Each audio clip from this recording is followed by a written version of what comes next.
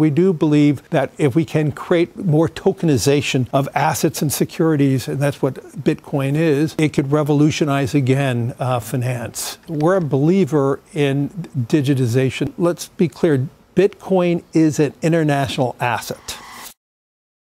Bonjour à tous. Aujourd'hui, nous vous présentons la traduction d'une interview donnée par le PDG de BlackRock, Larry Fink, à la chaîne d'information américaine Fox Business en date du 6 juillet 2023. Dans cet extrait, Fink aborde le récent dépôt de candidature d'un ETF Bitcoin comptant, présente sa vision du climat économique global et déplore les critiques dont sa politique de promotion de l'ESG fait l'objet. Cette entrevue montre que le PDG de BlackRock, qui avait jusque-là réservé la plupart de ses interventions médiatiques à la chaîne d'information CNBC, connue pour ses liens avec le Parti démocrate, est aussi à l'aise avec les journalistes de Fox News, censés être associés avec le Parti républicain. Aux États-Unis et au-delà, la complaisance vis-à-vis de l'action du premier gestionnaire d'actifs au monde semble faire l'unanimité chez les médias mainstream, en dépit de leurs superficielles différences d'opinion. Nous avons récemment couvert en détail les demandes de dépôt d'ETF Bitcoin par plusieurs gestionnaires d'actifs de premier plan dans une vidéo que nous vous invitons à consulter. Ces nouvelles, qui ont été accueillies favorablement par une hausse marquée du cours de Bitcoin, prennent l'allure d'un pacte faustien. Le retournement de veste de Larry Fink, qui qualifiait en 2017 Bitcoin d'index du blanchiment d'argent, n'est pas lié à une affinité pour la première des crypto-monnaies, mais plutôt par un opportunisme sans tabou, voire même par une motivation d'intégrer Bitcoin à la finance traditionnelle et de le détourner de sa vocation originelle. Il est improbable que les cypherpunks et les bitcoiners de la première heure tels que Adam Back ou Edward Snowden voient la création du iShares Bitcoin Trust d'un bon œil. BlackRock gère plus de 10 000 milliards de dollars d'actifs. Le Financial Times contextualise ce chiffre en rappelant qu'il correspond à la capitalisation boursière totale des secteurs des hedge funds, des fonds de financement privés et des fonds de capital risque combinés. Si BlackRock était un pays, il serait la troisième économie mondiale en PIB derrière les États-Unis et la Chine. Larry Fink, qui a été surnommé l'homme le plus puissant de Wall Street, est une personne d'une intensité rare derrière une façade flegmatique et altruiste et qui ne s'est pas retrouvé à la tête de cet empire par hasard. Selon l'analyse de Coin Bureau, c'est son réseau étendu, sa maîtrise de la manipulation psychologique et sa forte vision entrepreneuriale qui lui ont permis de gravir les échelons de Wall Street aux dépens de ses compétiteurs, particulièrement pendant la crise des subprimes. Fink a une forte influence sur les législateurs de Washington et sur l'appareil politique américain dans son ensemble.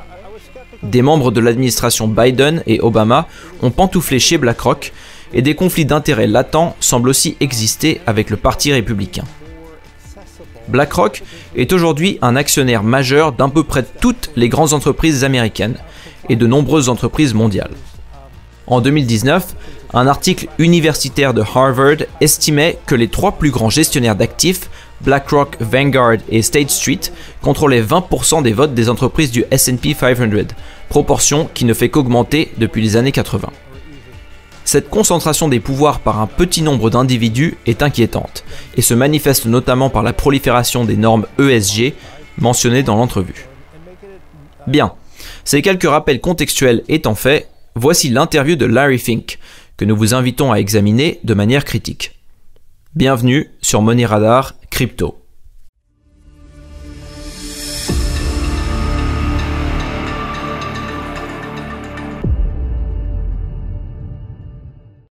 Nous nous efforçons de faire ce qui bénéficiera à nos investisseurs sur le long terme, et je pense que nous avons de bons antécédents en termes de relations avec les régulateurs. Nous essayons de prendre en compte tous les problèmes potentiels liés à notre dépôt. Et bien que je ne puisse pas entrer dans les détails de ce dossier, je peux dire qu'à mon avis, le processus se déroule assez bien. Nous travaillons en étroite collaboration avec les régulateurs et nous sommes à leur écoute pour clarifier tout point d'ombre qui viendrait à se présenter. Nous espérons que, comme par le passé, notre travail mènera à leur approbation un jour ou l'autre, même si je n'ai aucune idée de quand exactement cela pourrait arriver. Cela dépendra du déroulement du processus dans le cas spécifique du Bitcoin. Nous croyons fermement que la numérisation des produits financiers, c'est l'avenir. Les ETF en leur temps ont été une révolution majeure dans l'industrie des placements financiers, dont ils représentent aujourd'hui une grande partie.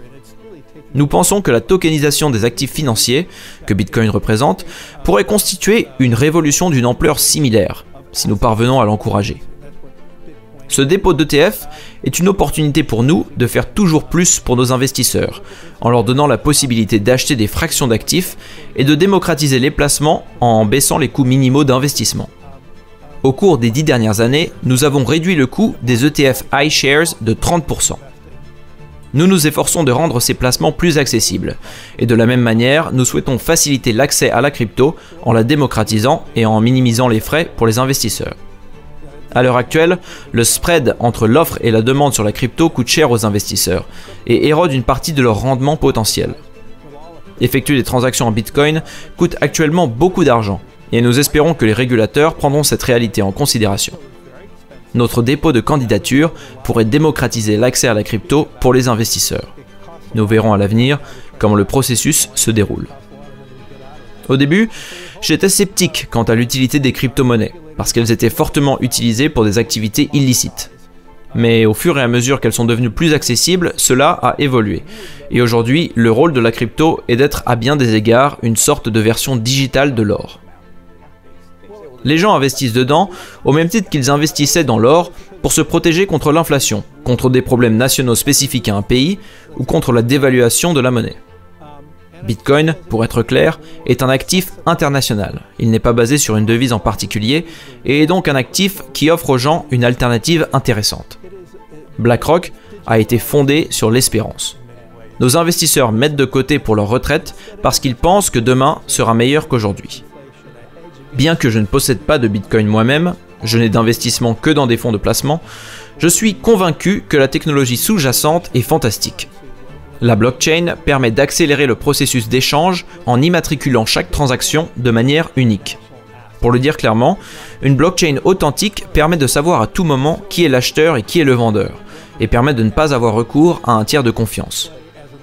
Cela permet d'optimiser les processus de la finance traditionnelle en se passant de certains intermédiaires, ce qui justifie notre enthousiasme par rapport à cette technologie. Elle me rappelle d'ailleurs l'intelligence artificielle qui, elle aussi, promet d'améliorer de nombreux processus existants actuellement. Nous sommes récemment sortis d'une crise bancaire d'une ampleur modérée. Aux États-Unis, nous avons 4400 banques. C'est plus que dans n'importe quel autre pays du monde. Nous pensons que c'est fondamentalement une bonne chose d'avoir des banques locales, aucun doute là-dessus, mais en avoir 4400, c'est peut-être trop. Dans le contexte actuel, les taux d'intérêt vont continuer à augmenter. Je pense que la Réserve fédérale va devoir les relever au moins encore 2 fois, mais cela pourrait monter jusqu'à 4, ce qui ferait 100 points de base en tout, 4 fois 25. À mon avis, l'inflation est plus durable et plus structurelle que ce que l'on espérait. Et c'est pourquoi je prévois un futur où les taux d'intérêt seront plus élevés. Ceux-ci vont créer plus de stress dans le secteur de l'immobilier commercial, qui est la plus grande catégorie d'actifs détenus par les banques régionales. Cela pourrait créer des tensions économiques. Cependant, il faut rappeler que les banques qui ont fait faillite récemment n'ont pas été confrontées à ce problème particulier. Dans leur cas, la tension venait de l'inadéquation entre leurs actifs et leurs passifs financiers. Il est donc tout à fait possible que la situation évolue en crise du crédit, même si cette crise n'est probablement pas systémique parce que les banques majeures ne sont pas concernées. Il est important de dire qu'actuellement, la situation est plutôt positive puisque l'économie est en train de se renforcer et non pas de s'affaiblir. Les 3 grands plans de relance qui ont été promulgués l'année dernière, nommément la loi sur l'infrastructure, la loi sur les puces électroniques et la loi sur la réduction de l'inflation, ne font qu'entamer leur trajectoire sur la courbe en J. En d'autres termes, ce stimulus, qui a représenté 1000 milliards de dollars sur plusieurs années, commence tout juste à entrer dans l'économie. Nous n'avons dépensé que 5% de cette somme, et nous n'en sommes donc qu'au début. Un grand nombre d'emplois vont être créés, qui permettront de construire et de reconstruire des aéroports, des ports et des autoroutes.